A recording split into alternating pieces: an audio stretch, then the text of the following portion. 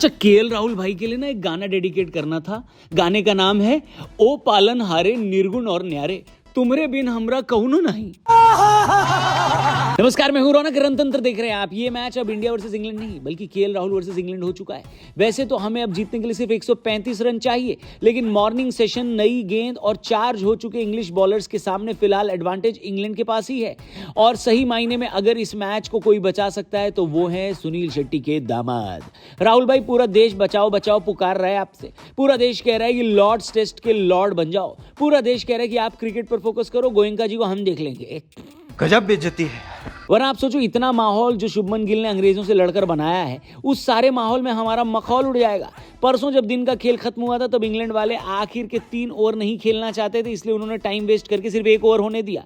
इस बीच शुभमन गिल और बाकी इंडियन क्रिकेट टीम से क्रॉली की छोटी मोटी बहस भी हो गई, क्योंकि गिल क्लियरली इंग्लैंड का दोगलापन समझ रहे थे। मैं तेरा दोगलापन ना उतारता हूं अब। लेकिन प्रेस कॉन्फ्रेंस में इंग्लैंड के बॉलिंग कोच टीम साउदी ने तो उल्टा गिल पर ही ब्लेम डाल दिया।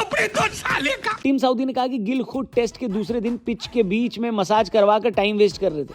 साउदी भाई से मैं कहना चाहूंगा, आप न्यूजीलैंडी होकर इंग्लैंडियों वाली हरकत मत करो। गिल को चोट लगी थी और वो उसका इलाज करवा रहे थे। इंग्लैंड वालों से डर के उन्होंने टाइम वेस्ट नहीं किया। खैर, साउदी के बयान से यह साफ हो गया था कि इस सीरीज में अब जान आ चुकी है और चौथा दिन बहुत मजेदार होने वाला था। चौथे दिन का खेल जब शुरू हुआ, सबकी नजरें क्रॉली पर थी, क्योंकि एक दिन पहले उन्होंने ही अपनी एक्टिंग से सबको इंप्रेस किया था और फिल्म फेयर अवार्ड जीतना चाहते थे।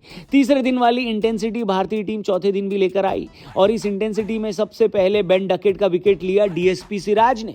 हालांकि इस विकेट का सेलिब्रेशन थोड़ा सा डीएसपी साहब को महंगा पड़ेगा और उनका चालान कट सकता है, क्योंकि सेलिब्रेशन करते वक्त उन्होंने बेन डकेट को कंधा भी मारा है। लेकिन डीएसपी सिराज को इन सबसे कोई फर्क नहीं पड़ता। उन्होंने पोप की तोप से बारूद भी निकाल दिया और अचानक से टीम इंडिया इस टेस्ट मैच में टॉप पर पहुंच गई।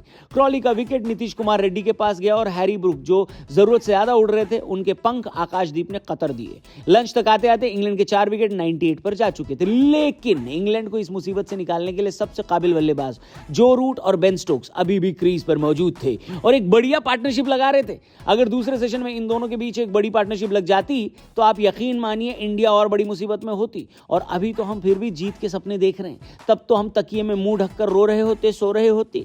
लेकिन दूसरी इनिंग में इंग्लैंड को ऑल आउट करने में सबसे बड़ा योगदान वॉशिंगटन सुंदर का रहा।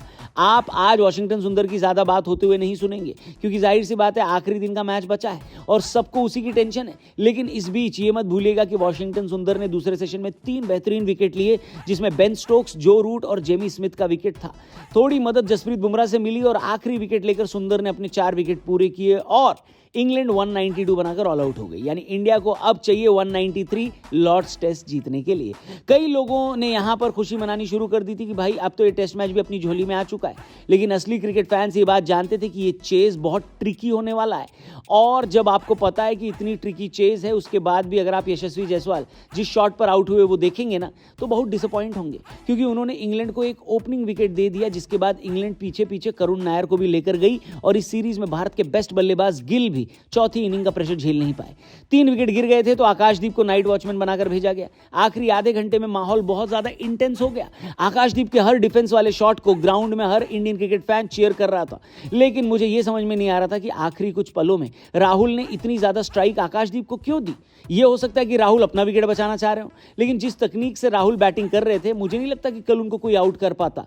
लास्ट के 2-3 ओवर में ज्यादातर गेंद आकाशदीप ने ही खेली और आखिरी ओवर में बेन स्टोक्स एक बॉल पर उनको बोल्ड कर गए, जिसकी वजह से दिन का खेल जब खत्म हुआ तो इंडिया का स्कोर 58 फॉर 4। अब मामला ऐसा है कि इंग्लैंड को जीतने के लिए चाहिए 6 विकेट और इंडिया को जीतने के लिए चाहिए 135।